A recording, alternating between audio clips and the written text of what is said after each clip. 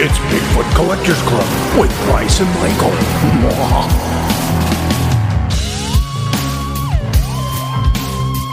I know a ghost story or two.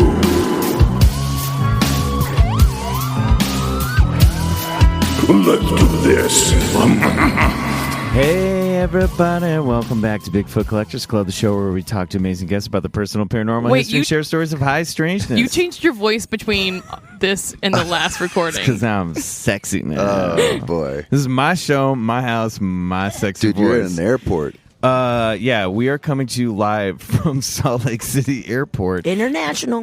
Where the live show has not stopped because we have two very nice, bewildered ladies sitting here listening at the gate as we sit here on the floor recording the introduction to part two, that's right, of Bigfoot Collectors Club, a Funny Feeling podcast, Monster Mash live from FanX at Salt Lake City.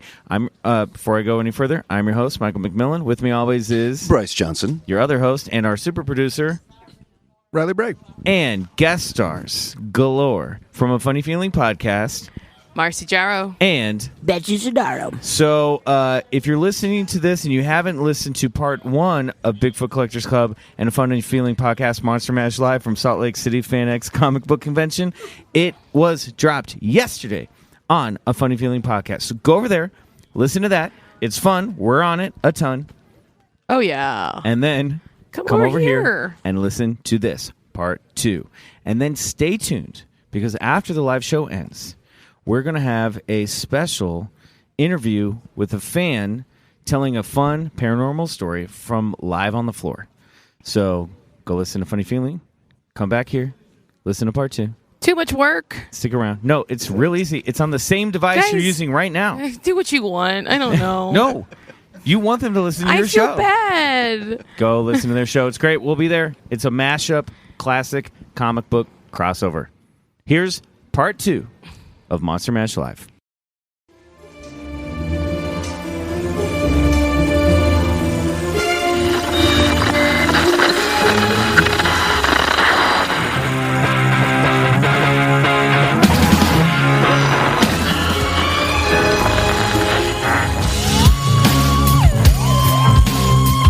I know a ghost story or two.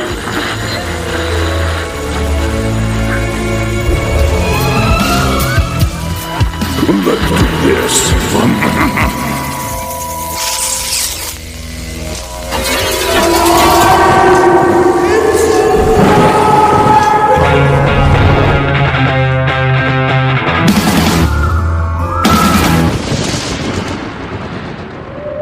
Let me see a show of hands of how many people believe they're in the existence of, or the possibility of the existence of, a creature like a Bigfoot that is alive.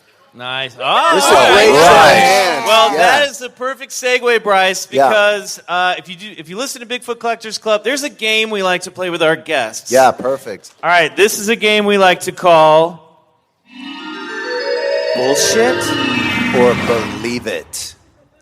All right, here's how this game works. I'm going to go down a list of cryptids, creatures, and the like, and if you believe in it, you're going to clap. If you don't believe in it, you're gonna boo. So this is kind of a boo or clap, which is good because you're a ghost themed podcast, right, Marcy? Yeah. Betsy? Yeah. Boo, the classic vocalization of a ghost. And the clap. Yeah. That's how a lot of people died and became ghosts. Yeah. Here we go. Are you guys ready? On your mark. Get set. Ghosts. All right, believers. UFOs. Oh, yeah. More believers. Bigfoot. Angels. Okay. Oh! Obviously, that Utah shit. is very polarized on that subject. Hard diss on angels. Love that. Gnomes. Unicorns. Shadow people.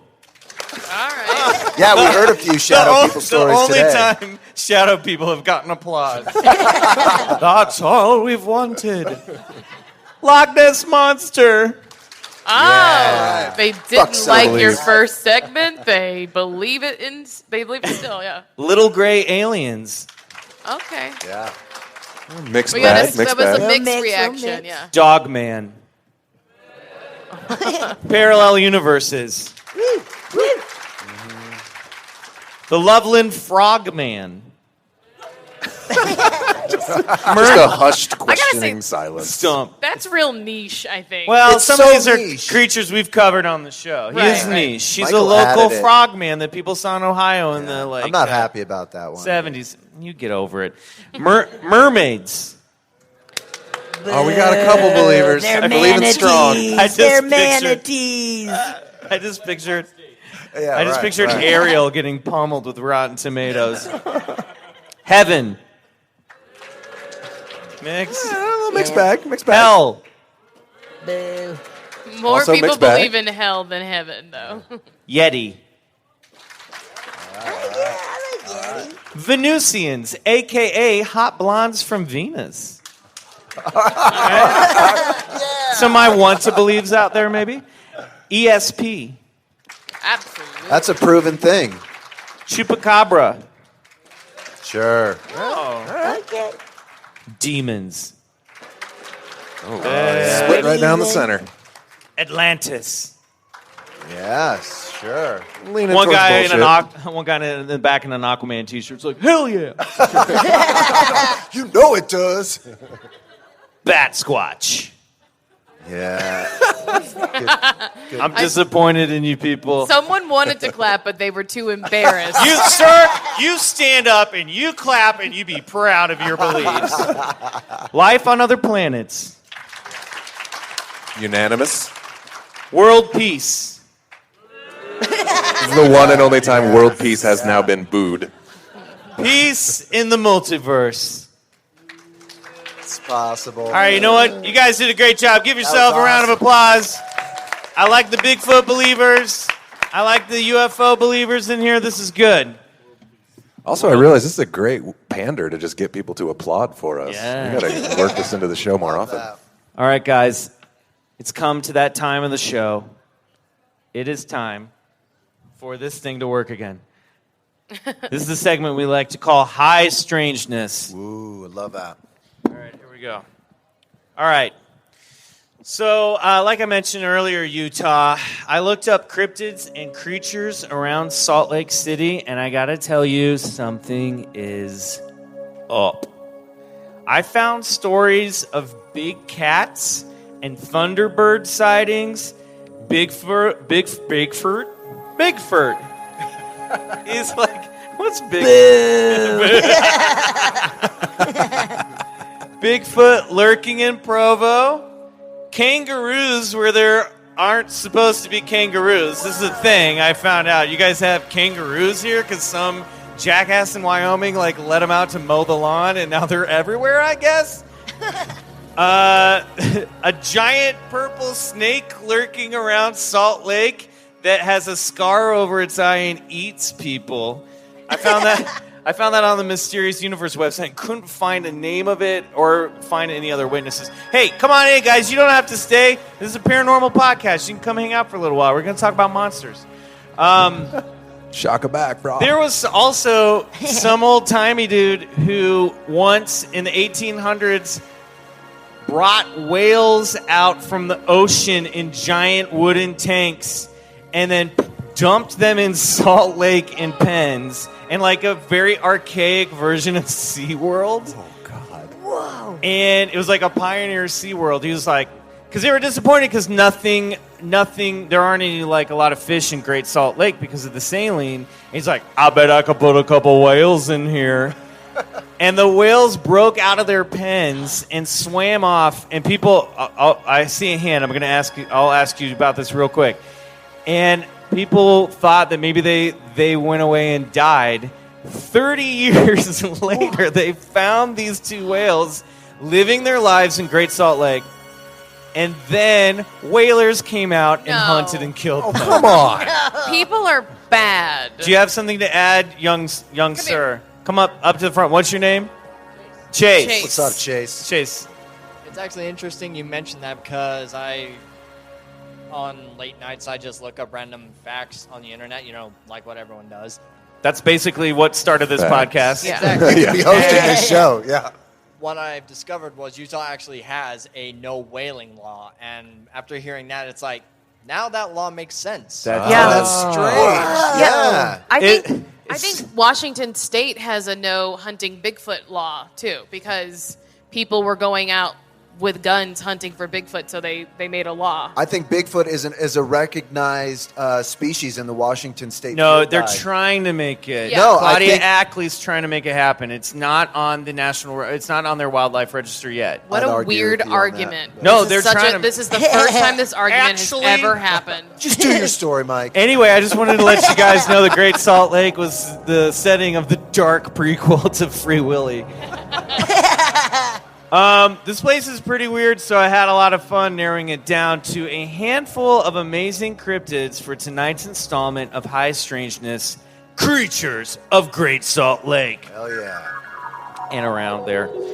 Also, I just wanted to note that last night I Googled Monsters of Utah, and it asked me if I meant Ministers of Utah. And I checked. I spelled monsters correctly. So make No, that I did not. what you will. So, when it comes to Utah and high strangeness, the minds of listeners of our humble show might wearily drift to the fabled Skinwalker Ranch. And according to Navajo lore, a Skinwalker is an evil witch or shaman who can shapeshift into an animal, a power that can only be obtained by murdering a family member. The infamous Gorman Ranch, the setting of crazy levels of paranormal activity that includes encounters with dire wolves, shadow creatures, UFOs, dog-destroying orbs, and interdimensional Bigfoots, was established settled along the path of the Skinwalker, the supernatural territory of an entity so nefarious that the Navajo people don't even want to discuss it with people outside their tribe. And oh shit, we've devoted 2 episodes At least to this subject. This is meaty. So these are kind of like your famous guys, right? Another supernatural entity known to the indigenous peoples of Utah are the sick and crafty water babies. That is a horrifying image. Betsy, awful. you're gonna love these. Disgusting. That's awful. They Water may- babies? They may sound. That is a person standing above them who dumped a bunch of babies into a lake. Yeah. This is a murder. Mystery solved. Those are nasty. Now, water babies may sound cute, but I'm telling you, these monsters do not fuck around. Similar to sirens or evil mermaids, the Utah Indians believe this mysterious race of dwarves lived beneath the waters of Utah Lake, just southwest of the Great Salt Lake. They captured their prey by attracting unsuspecting passerbys through mimicking the sounds of a baby crying. No, everybody runs away from that. Yeah. Nobody's pumped to hear that. Hearing an infant in distress, the mark would rush to the lake waters in a rescue attempt, only to discover they've been lured into a trap as the diabolical mer creatures rise up from the shallows, sometimes by the tendrils of long, wet hair. Ew. The hair is floating on the water and then pushes the creature up out of the water, which is maybe one of the more horrifying visions. And they would drag the would-be hero into their watery grave. You let babies fight their own battles Yeah. from here if on a out. baby asks you for directions, they don't need it. Wham! Shut up. I don't trust you, baby. Kick them away. Which way to I-15? You know that baby crying is like is a common theme too in like haunted forests and stuff like that, and old fairy lore. And, Even and in stuff some like weird that. Bigfoot stories and stuff, people would hear like sounds of crying be lured off. Yeah, and there was that story that took place in the news in North Carolina, I believe. This kid, he was like 5 years old. He was playing out in the backyard with his sisters just completely disappeared from his grandmother's house. They brought in the search and rescue, could not find him. 3 days later, a jogger going by hears a baby crying, and Not a little kid. a baby crying, and then she's able to find this kid under these thorn bushes, relatively unscathed. And he wasn't the one crying. He comes back out, and the search and rescue is like, we'd been over that area almost 5 or 6 times. We're really kind of flummoxed. When asked the kid what happened, how did he survive, he said, "I made friends with a bear." And this kid's only 5, so I think he was 3. Yeah, he was like 3 or something like that. If he was 5, I'd have to be like, all right, this kid's a little dumb. Yeah, right. Yeah, I forget the exact age, but I think you're right. He's more like 3 or 4. But he was 3. But he was like this large, hairy bear came and took care of me, befriended me. First of all, that's not bear behavior. And, Jungle Book. Yeah, totally. Yeah. And it was hibernation season, but the Bigfooters kind of jumped right on this. It's like, that's classic, like, the good stories. So of do they Bigfoot, think but- the Bigfoot dropped him off and hid in the bushes and went, I'm a little baby. I don't know. I'm just saying. Okay. Obviously, yes. Thank you, Riley. Yeah. Let's be logical here.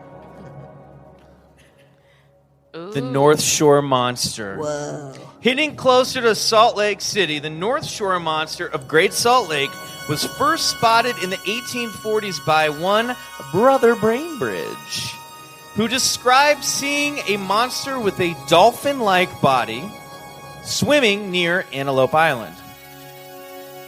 Almost 40 years later, the North Shore Monster was spotted again in 1877 by J.H. McNeil of Kelton, along with several of his fellow employees of the Barnes & Co. Saltworks Company. This time, the creature was described as having the body of an alligator with the head of a horse. Apparently, the monster roared or bellowed. "Oh! Hello, I have a horse's head, help me!" At the company, and they promptly ran up the hill and hid in the brush until morning. So just like we saw in those videos, you're right. It's Looks a natural like a bunch response. of baby eels teaming together to me. Some skeptics say that what they really saw was a bison. Why would a bison? First of all, Wait, who that's so different. Also, that you ever see one of these bison? You know, they got the body of an alligator and the head of a horse. They like to splash around in the waters and go, "Hello."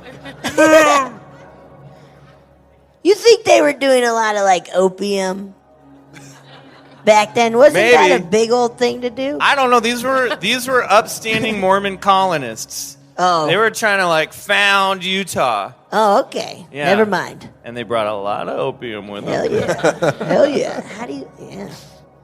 Next, and perhaps the most popular lake monster in Utah, is not found in Great Salt Lake, but in Bear Lake, which stretches across the Utah and Idaho borders northwest of here. A gorgeous natural beauty. Bear Lake. I'm describing the lake, not this. But he's cute, too. I mean, that is a natural beauty. Oh my God! I just saw a woman in a purple sequin dress walk out the back of the room. I literally did. Yes. She was angry. Come back! Ew. That's That's Did terrifying. not see her. Guys, let's all go to the women's bathroom right now. A gorgeous natural beauty. Bear Lake is a popular vacation spot that is sometimes referred to as the Caribbean of the Rockies. Is this true? It is? Yeah. Guys, I'm going to the Caribbean of the Rockies this weekend. Who wants to join me? I want to know what those pirates look like. The Bear Lake Monster was reportedly seen by early Mormon colonists in the 1800s who witnessed a creature splashing around the waters of Bear Lake, and he was described as being pale in color and large with an alligator-like head, a huge swiping tail, and short, stout legs that it used to roam the shores. It even spouted water up from its nostrils in like geyser blasts. The Native American tribes knew about the BLM and described it and believed it was an evil water demon that was not to be messed with. Its favorite snack? The buffalo that used to populate the area. Oh. You just go on and go chomp on a big old bison. This one guy, Joseph C. Rich, wrote to the Deseret News of Salt Lake City. Is that newspaper still around? Is that like super? It is around. Oh, yeah. Is it your main paper? No. No. One of two. Great. Thanks for finishing my research. I was having a glass of wine before I came over here. So he wrote, and this story got picked up. This was his eyewitness account. This is from 1868. On Sunday last, N.C. Davis and Alan Davis. Wait, let me see if I'm making sure I'm doing this right. Okay, here we go. Yeah, work on the accent. Okay. A number of our white settlers declare they have seen it with their own eyes. The Bear Lake Monster, they now call it, is causing a great deal of excitement up here. S.M. Johnson at South Eden was riding along near the lake the other day when he saw something a number of yards out in the lake which he thought was the body of a man. He waited for the waves to wash it in, but to his surprise, found the water washed over it without causing it to move. Then he saw it had a head and a neck like some strange animal. On each side of the head were ears, or bunches the size of a pint cup. He concluded the body must be touching the bottom of the lake.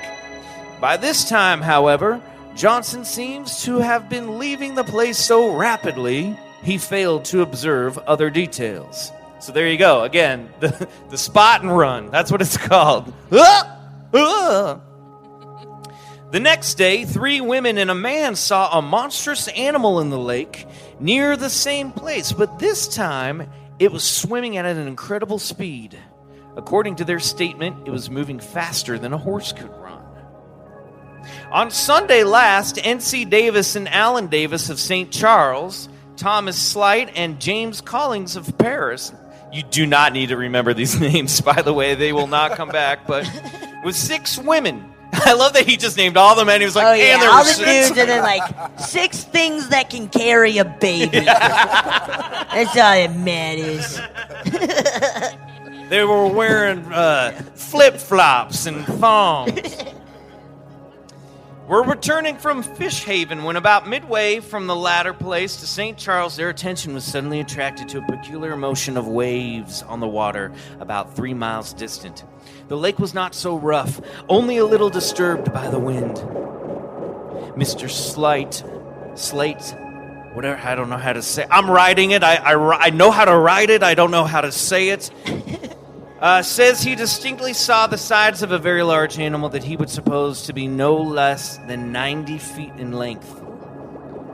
Mr. Davis doesn't think he was any part of the body, but is positive it must not have been less than 40 feet in length, judging by the waves it rolled up on both sides of it as it swam. Mr. Davis said he never saw a locomotive travel faster and thinks it made a mile a minute. These guys are just spotting fast-swimming monsters in a lake. And then this is crazy because in this story, it appears that there's not one, but a number of these creatures. In a few minutes after the discovery of the first, a second followed in its wake, but seemed much smaller, appearing to Mr. Slate about the size of a horse. A larger one followed this, and so on until before disappearing. Made a sudden turn to the west, a short distance, then back to its former track. So he goes on to describe this thing, and he says, was it fish, flesh, or serpent? Amphibious? Of just a big fib? Or what is it? I give up, but live in hopes of someday seeing it. So this story, I love that there's like a baby and a mom, there's like a calf, and like it sounds like a whole brood of these things. And the story gained traction, and the Bear Lake Monster became the stuff of local legends. Sightings of the creature continued sporadically throughout the 1870s. Mormon leader Brigham Young himself even commissioned an elaborate fishing trap to try to bait and capture the creature to no avail. Encounters with the lake monster dwindled in the late 1800s, but 2 men claimed the monster crashed their campsite in 1907 and tried to kill and drag away one of their horses. A Boy Scout master claims to have seen the monster or one of its descendants in 1946, and again As recently, it was spotted in 2002 by a man named Brian Hershey. Wow, that's crazy, man. So people are seeing this thing. It's not since 2002, so I don't know what's going on. The Olympics. Yeah. Could be a correlation. Right? Totally. Big fans of Winter Olympics. Has anybody here heard of the Bear Lake Monster or maybe even seen it? Has anybody seen it? No? Oh, shoot. I was Heard of it. sort of made fun of when you said no. She's like, no. No. But you guys know about this thing. All right. I think there's time. Do we have time for one more before we move on? Yeah, there's always sure. time for one more This cryptid. is a spooky because we have another segment coming up. All right. This is a creepy one. And this is Dry Fork Canyon. Have you guys been to Dry Fork Canyon to see the petroglyphs they have there? Wow, those are awesome. Outside Vernal, Utah is a place called McConkey Ranch in Dry Fork Canyon where they have these crazy 1,500-year-old petroglyphs from a colony of people that they call the Fremont people, and not much is known about them. They were a native tribe that disappeared some time ago. They may have migrated. They may have vanished. I mean, they don't even know what their culture was called. They're called the Fremont people because of the Fremont River, which was named after, some dude. So they have all these crazy petroglyphs there, and they have like all these entities or gods and creatures holding up heads that are bleeding. Some people think they might be warriors holding up the heads of their like trophy kills. But not much is known about them, but there's a lot of paranormal activity that happens in this area of Utah. And I found this story. Now, look, this might be creepypasta. It's been shared on a lot of paranormal sites, but I thought this was a spooky story, and I wanted to especially share it with Marcy and Betsy. Oh, shit. This is written by someone known only as Gus B. Uh-oh. And he claims that he had a very strange encounter in Dry Fork Canyon, 15-minute drive out of Vernal, Utah. And he wrote this story and shared it on a number of websites and chat groups. Is that a thing still? He says he was at a wedding, and at the reception, a few of his friends just suggested that they go out exploring in the wilderness. Around 5 p.m., they went out on the trails in Dry Fork Canyon. And this is a privately owned area, but they allow people to come and look at these glyphs. And so Gus says in his story, we came to an area in the woods that was thick and a little too dark for day. My brother tapped me on the shoulder and quietly said to me, "Do you see that?" About 15 yards away in the thick woods was a distinguishable dark shape. It was huge. It looked like a gorilla sitting on its knuckles, but it was completely black and far too tall to be a bear. And it was about 7 feet tall in this crouching position. At about this time, everyone else in the group took notice of the huge dark shape. With some quiet caution and a leery eye, we continued our trek into the woods. In a different direction, I might add. And the trees were rustling and swaying, but there was no wind. The air was at a dead standstill. This spooked Tony, so my brother decided he'd seen enough, and my friend Cassidy agreed to take him back to the park. That left Brian, David, and I behind to wait for him. By this time, nightfall had already descended upon us. This disturbed me considerably as we had left at 5 p.m. and weren't even an hour into our journey. Suddenly, we began to hear odd hooting sounds coming from the trees. Brian called them Indian hoots, but I suggested that it was an owl. My suggestion proved incorrect as the hooting sounds intensified and came from places where I knew there was no source, like a spot a few feet away from my head in the air and the ground next to my feet. At this point, things were definitely getting weird, but it was about to get worse. As we continued to wait for Cassidy to return, P.S. Cassidy is not coming back. David seemed to be having an odd sort of panic attack. He could barely speak, almost as if some entity was trying to keep him from speaking. and he seemed genuinely terrified by something. Brian held his hand and tried to talk him down without much success. While this was all happening, their backs faced the woods, with me facing into it. Out of nowhere, red eyes flashed out of the darkness at me. It was gone before I could ask if anyone else had seen it. Brian was still trying to help David when a few minutes later, eyes flashed at me again. Only the eyes were 10 more yards or so to the right than last time. I asked Brian if he saw the eyes, and indeed he had caught it out of the corner of his eye. David seemed to be calming down a bit when both Brian and I saw the eyes for the third time. Another good distance more to the right in the woods. Somehow, we were behind enemy lines, and I had a feeling that if we didn't leave soon, something really bad might happen. The fact that David's fragmented tirade centered around demons didn't help at all. David, read the room, buddy. Finally, Cassidy returned, and I noticed that things were a little brighter. As fate would have it, there was a full moon shining down on us, and I was once again flabbergasted that the moon was out. We had only been in the woods a little over an hour.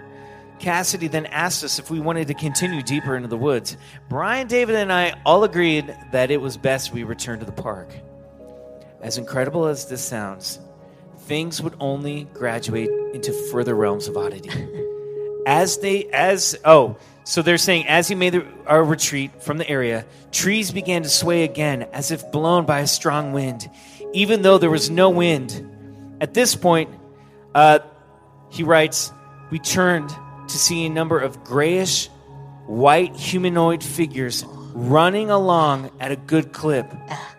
We ran like our life depended on it, which it very well might have, as we observed that the trees, the woods themselves, were closing in on us. So after running in about 15 minutes, they managed to reach the point in which they left, and the strange creatures disappeared. And this guy writes that when they got back to the park, 6 hours had passed. It was 11 o'clock, and they felt like they had only been gone. It was dark out, and they'd only been gone what felt like an hour, an hour. Wait, and they were at a wedding? Yeah, they were like at a wedding in a park, and at the reception was at the park. They were like, let's go off and explore. So and it was in this area of Dry Fork Canyon around there. They missed the cake. They missed everything. They missed everything. They all missed their speeches. Oh boy, Brian, David, Cassidy, Edgar, Anyone? Peter, Susan. There's But it's so just- many name checks. This in is that like a story that reminds me of like Skinwalker Ranch. You have red eyes, you have like weird lights, you have missing time, you have entities. The woods seem to be literally closing in on It's like them. not just one thing. It's all of it. All of the Yeah, well, in things. Vernal, Utah is literally just a few miles outside of where Skinwalker Ranch is based. So whether it's the ranch itself or just that area of Utah seems to be some sort of paranormal hotspot where the veil is thin, and all these things seem to coalesce. Listen, when you talk about missing time, that's like a UFO thing, right? That's like an abduction thing. But now we're hearing it in sort of this cryptid type thing. I've often said, all this stuff seems to be connected somehow, some way. I don't think that it's all just like standalone in their box, like the UFOs are just UFOs and from another planet in beryllium ships, and that cryptids are just these, undiscovered monsters in lakes or in the forest, and that ghosts are ghosts. Somehow, some way, there seems to be a sentient intelligence, a force that seems to be manipulating us through this through our own filters, So if we come from a religious background, a religious fair, then we have the tendency to see angels and demons, If we believe in the afterlife, or if we're scared of what happened to old Aunt Tilly, then we have the tendency Old to feel Aunt and see Tilly. ghosts, Yeah, man. But it's strange, and it's worth exploring. If you're into this stuff, I highly recommend some of the work of John Keel. He's the guy who wrote the Mothman Prophecies, and I've been reading a lot of his stuff lately, and he seemed to believe that there was a connection to all these paranormal experiences, that it came from some sort of phenomena, not only from ourselves, but some intelligent, sentient force outside of us that inhabits this earth, not coming from outside this planet, but also he felt that it was sort of nutty, that it was sort of behaving like a trickster. child, like a trickster, sort of. That's why there's so many diverse paranormal stories. People see like aliens coming down in UFOs and making pancakes. True story. Grandpa, it's time for your pancakes. You Yeah, should come back in totally. off the porch, Grandpa. It's almost like this force or intelligence. It's little off its rocker. Yeah, it's weird. And it's messing with us, manipulating us, causing us to see these things and Marcy, experience these things. What you got a weird look on your face? Oh, I was just thinking about how the whole time you were reading, Bryce was like, Oh, yes, yeah, that sounds right. That clicks off. Yep. He was just so into it. Oh man, Betsy, what do you think about this? That's terrifying. The idea of missing time is so scary to me. I don't like the little creatures running after them. That's where I don't like literally any have a of heart this. attack and drop dead and die. Oh my God. Utah, that's your high strangeness for you. Wow, what a strange You guys state. are weird. All right. We're going to wrap up the show tonight. Marcy's going to take over the mic, and she's looking for some listener stories. Yeah, so If anybody's got stories out there that they want to share, any weird encounters, any weird lights. I mean, we heard a few of them today that really blew me away. What was, I think, incredible about all your stories when we were by that booth earlier is that you think you're going to hear these, like, common ghost stories like, ooh, there was, like, I heard footsteps in the attic and, ooh, but every one of your stories was, like, so crazily specific and detailed and just, like, Very strange. That's why we call it high strangeness, is just because this world of the paranormal, it just encapsulates the strange. All right, I'm switching to Marcy, the hand. you going to get out in the crowd? Marcy, get out there. Take that mic out. Anybody want to talk to Marcy? No, I told you my All right. rules Yeah, I wanna earlier, hear it. guys. Yeah. All right, I Yeah. told you my rules earlier. You got one story. It's got to be your best story. It can't take too long. We got to be out of here in a little bit. So over here we got one, right? All right, come on. All right. Marcy, can they say their name and their favorite cryptid or ghost? Yes. Can you do what Michael asked, please? Here, come over here. Yeah. We'll stand up. Is this weird to stand in front of people? Is it worse? I don't think so. Okay, great. Right. So keep that mic right up to your mouth. Great. Okay. My name's Kelly, and my favorite ghost is, I don't know, I really like shadow people. Oh, yeah. They Well, fascinate me. I've got, so many sleep paralysis stories, but I think my favorite story is when I was a teenager. Wait, can I get in trouble for saying stuff on here? No fucking way. What do you mean? It's only Say going whatever on the the internet, fuck you so no one want. will This is a trespassing ever. story. Can I get any legal? I don't know that anyone's going to look for you based on your favorite cryptid and your first name. So I think you'll be fine. So when I was a teenager, some of my friends and I, we broke into an abandoned building. It's kind of it's way off to the side of Salt Lake City, kind of by the canyon. And so this was a place where satanic rituals have been known to take place and everything. I have heard so many satanic stories today. There's What a is lot of- happening? People are rebelling against religion here. Yeah, you got two sides of Utah. You got the Mormons and you got the other people. Satanists. Okay. And so, this place had after all these Satanists had been breaking in and doing all these rituals and stuff, they finally boarded up everything. And it wasn't just boarded up with cardboard or anything. It was big metal plates in front of all the doors and all the windows. And so we had gone around the building for 3 hours, and it was just 3 of us, and we couldn't find a single opening. There was one opening up on the roof, and there was no way to get up there. And so we were we finally turned off all the recorders, we turned off all our flashlights, and we turned off our ghost meter. And this was after I'd started ghost hunting and everything. And You gotta get a it was ghost right meter. after we You can get them on Amazon. Check the reviews. Make sure it's legit. And what's crazy is this was right after we turned off the recorder, go figure, and we were walking past the big metal entrance, this is one of the big doors that had been boarded up, and we heard 3 knocks come from the inside. And after I heard 3 knocks, we were completely alone. We'd been scouting this whole area for 3 hours, and after that I was I'm done. I'm going home. And in the same place, you can actually hear a dog barking, and we heard the dog barking. barking like towards the beginning of the hunt. And that's like the lore of it, that you will hear this dog barking? Well, because this place had burned down like twice, and so a dog and 3 women had died in the building. Oh my gosh. And so you can't hear the dog poor barking. dog, the women fine, but the dog. That's how I felt too. But yeah, so I actually won't go back to the building anymore. I talked to one of my friends is a demonologist, and he actually had a private tour of the building with professionals and everything. And he told me, he's like, you shouldn't have gone there. And so I actually had to get a cleansing done. And there is a lot of demonic activity within the building itself. Wow. That's crazy. Thank you so much. Holy shit. All right, so I'm coming down to you.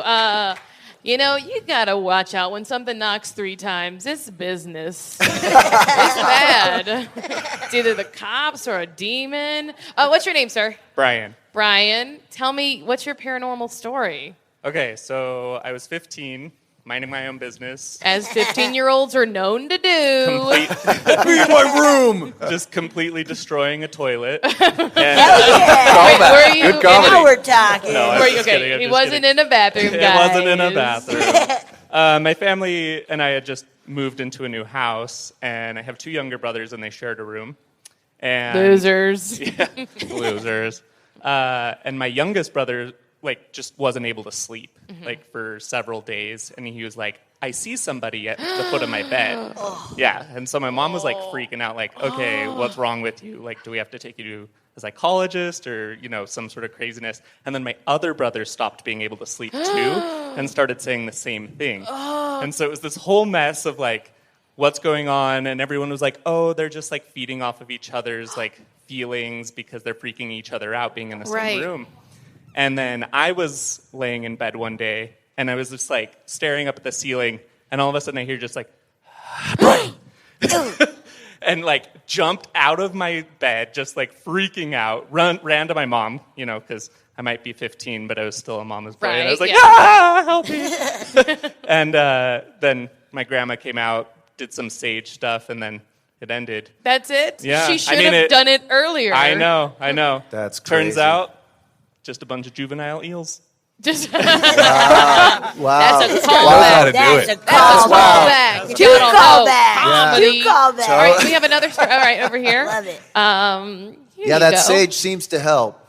Yes. I also think that, I will say this before we go to the next story, I think maybe sage definitely helps. I definitely believe that you believing you're pushing something out and kind of claiming your Most space definitely. works. Yep.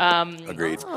And, pray. I'm just kidding. But also, anything you believe will work, I think works. Yeah. Yes, ma'am. Okay, so my name's Laura Lee, Hi. and I've been hunting for Bigfoot for about a year and a half now. Is that your favorite cryptid then? It is. Okay. It is. Nice. And, well, when I first went out, I was like, "Oh, these people are crazy," and then I started finding things myself. And if you look for the stick structures, it will lead you to areas where you're most likely to have an encounter. Tell me the stick structures.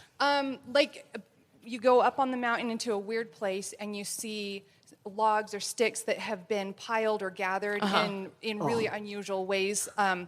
You'll see trees tipped upside down, things that are just really unusual or that are too heavy for people to lift. Wow. That would take large equipment sometimes to get these trees in this position. Anyway, so we'd been, this was just this last spring, we'd been up on the North Ogden Divide and had been up into one of the side canyons looking at some of these different structures. And we came back, we were almost back up to the trailhead, and we heard, and I have the recording too.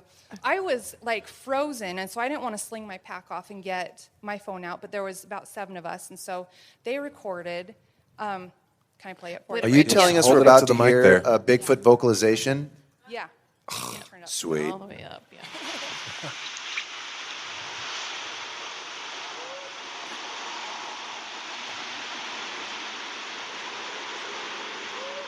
Oh, I hear the It's whoops. like the hooting that Michael was talking about in his story. Yep.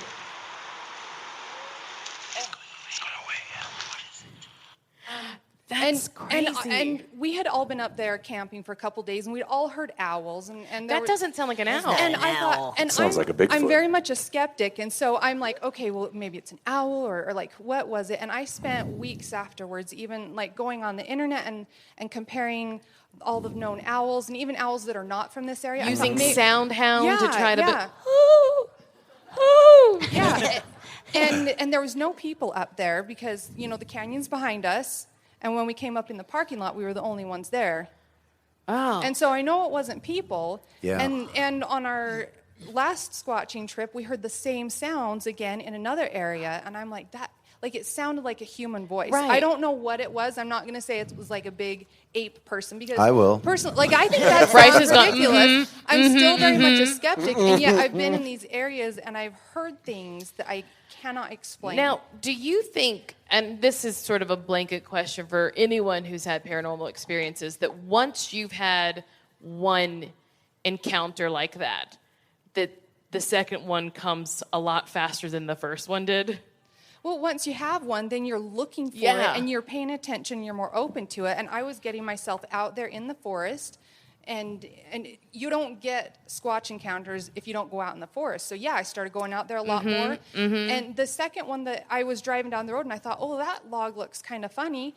And I went off by myself into the forest, and that's where I heard more whoops. And going into the forest by yourself is also very It was scary. daylight at that time, so. Okay, well. And I was really scared. Yeah, I that's sent so him in an hour later, and he heard voices and whooping, and I don't know. And there was nobody up there. Nobody. That's crazy. That's Thank incredible. You so much. Yeah. I love that. Well done. I mean, Marcy, well we got done. like 5 minutes before we Okay, gotta wrap it. if We got anyone has one more?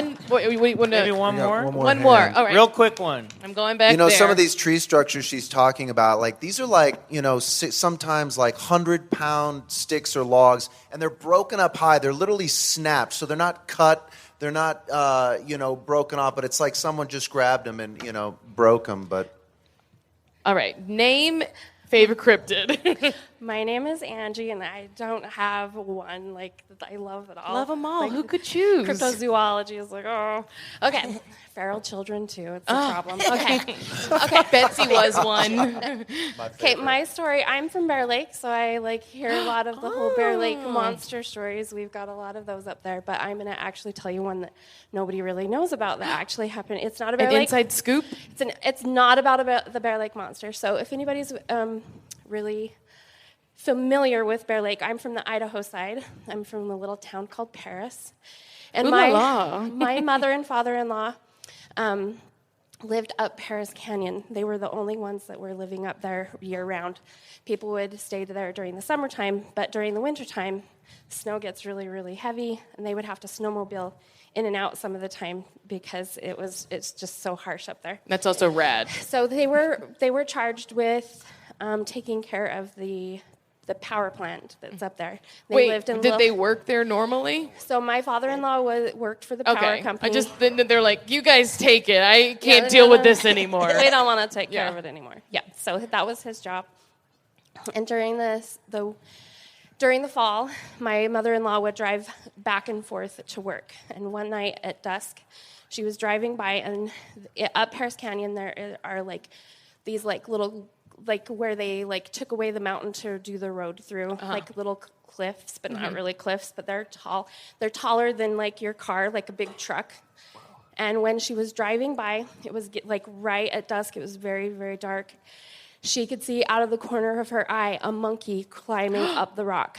And it was bigger than a man, and they could see the monkey climbing up. But it was fast, not fast, because you can't drive too fast on those dirt roads, but fast enough that she was oh, holy shit, drive. And she's she was the very elegant, very, very Mormon lady, kept that close to her cuff, never spoke about it. But every time she would drive by what we call the monkey rocks, she would go by extra fast because she did not want to see that again. Whoa. One night, while they were sitting around the table, and some of her family members would come up and see her, I think it was around Thanksgiving, she opened up and started talking about this. And before she could even get the story out of her mouth, 2 of the family members had also seen the monkey on the monkey rock. That's crazy. Guys, awesome stories. Marcy, give it up for Marcy Jarreau. I did no work. Guys. Oh, Bryce. Can we tease your secret project? I haven't gotten word back that it's okay, but you guys are going to love it, and it has something to do with Bigfoot, so look for it. All right, we'll get an announcement soon. That sounds super disappointing. You should have. Honestly, Michael, we were hanging out before. You should have cleared this before we got I here. forgot it was in here. know, Here we go. Everybody, we're Bigfoot Collectors Club. Our half of the show. You can find us new show every Wednesdays. Listen, subscribe on Apple Podcasts, please. And if you want to share your listener stories, your encounters, you can email us at BigfootCollectorsClub@gmail.com. We also have a Patreon page called Bigfoot Collectors Club, The Other Side, where we have we have multiple bonus episodes every month. So if you want to support the show, come check it out. Some of the stuff that we recorded out in the showroom today will be up over there. Yeah. And great. Marcy, Betsy, why don't you tell people where they can find you? Oh, yeah. We're Funny Feeling. We're interviewing celebrities, comedians, listening to your stories. If you have a paranormal experience, send it to us at funnyfeelingpod@gmail.com. Yeah. We'd love to play it on the show. Yeah, or email we'll it. scream Or about it. Yeah, you can send a Venmo. Send Venmo. us You a can send a Venmo. Venmo. You guys send it to I don't know, Marcy. for like $100 or something. Send a voice memo or an email. We're trying to rebuild a train station of a lady. And you guys have some more podcasts too, don't you? Yeah, we got a lot of podcasts. Betsy- I have one that's called We Love Trash. It's me and my best friend Mono, and we just talk about everything trash. Taco Bell, Taco Bell. Taco Bell. I embarrassingly have two more podcasts. They're both reality television based. One is called 90 Day Bates, me and Nicole Byer, and we're talking about all the 90 Day Fiancé franchise. It's only on Patreon. We watch 9 hours of television a week, so we request money. I have to say that I started listening to that to support Marcy, became a huge 90 Day Fiancé fan. I'm addicted, and now I'm getting into the Kardashians because of her other podcast. Yeah, Kardashian it with me and Jessica Jean Jardin, and we talk about all things Kardashians. You guys have been awesome. Thank you so much. We love you guys. Yeah, seriously. I want to say a couple things real quick. I want to thank FanX for having us. I want to thank Miriam at Chic Geeks for hosting us and putting this together. Thank you, Miriam. I have comics, and we have some Free Bigfoot stickers. Collectors Club stickers. Come up and get these. Come get them. They're sweet. This has got John D. John D. in it, based on you heard a story about that. Anyway, thanks guys for coming. Thank you guys. Come up, get some goodies. Appreciate it. Guys. Love you guys. Next up, Kung Fu Panda panel.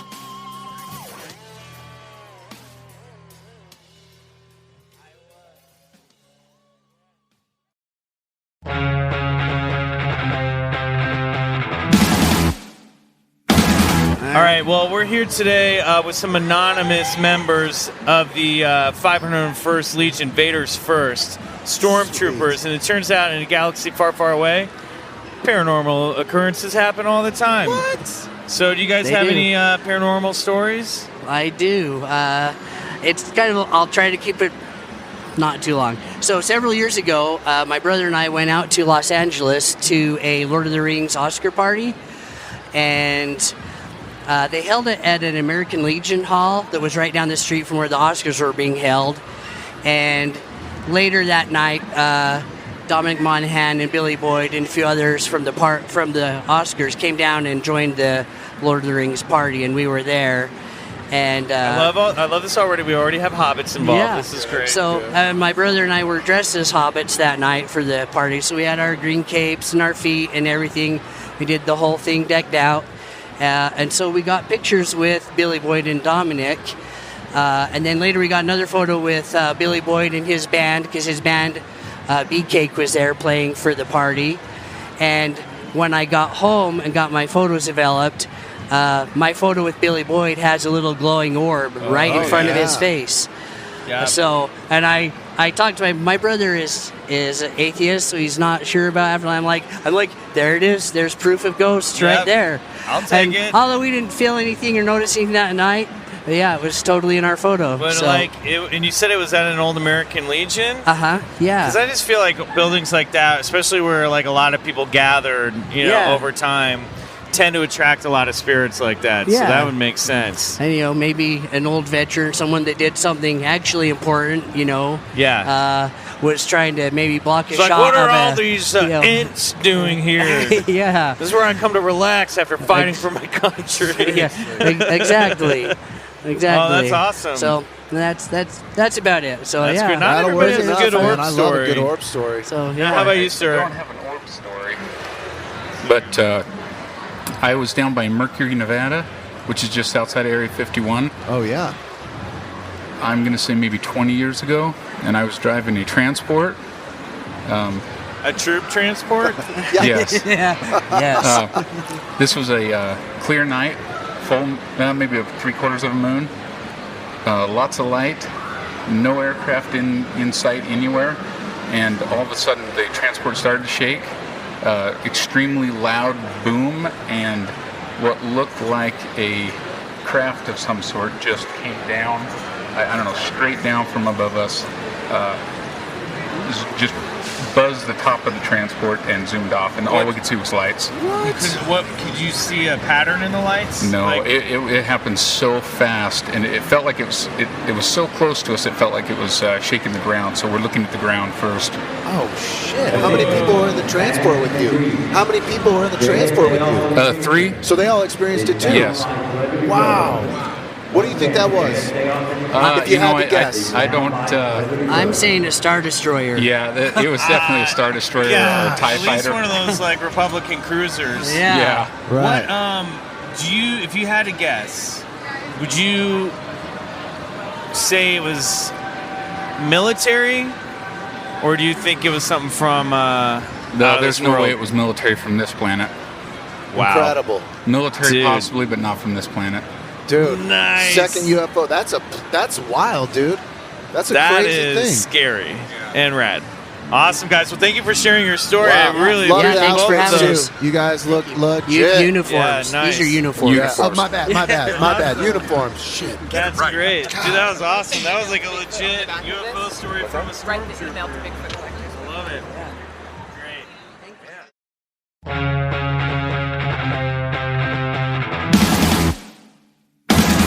Whoa! That was a spooky listener story. I feel like we just stole that from Marcy. Yeah, we're gonna keep that. Everyone knows that. Yeah, but that was sick though. it was sick. Ew, that was gross. So disgusting.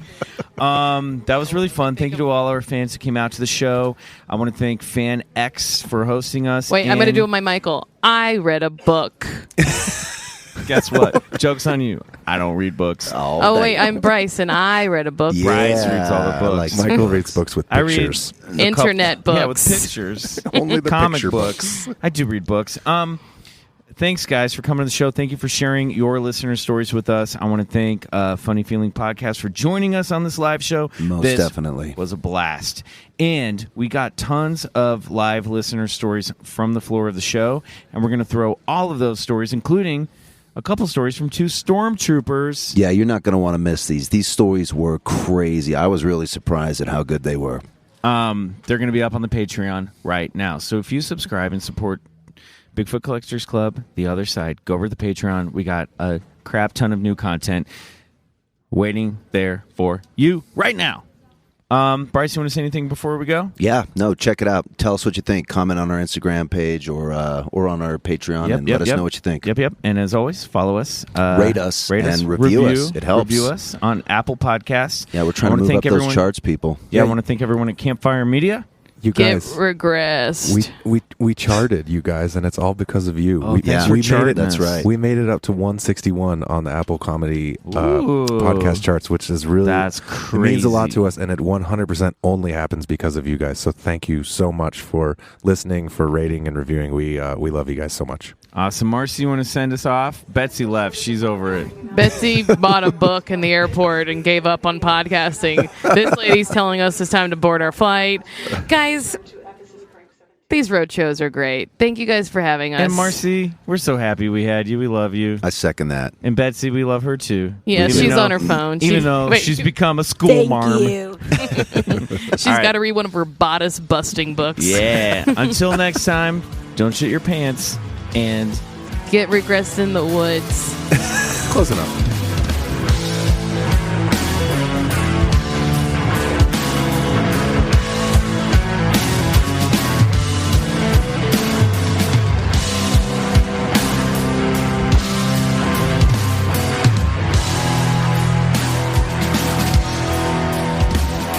Bigfoot Collectors Club is produced by Riley Bray.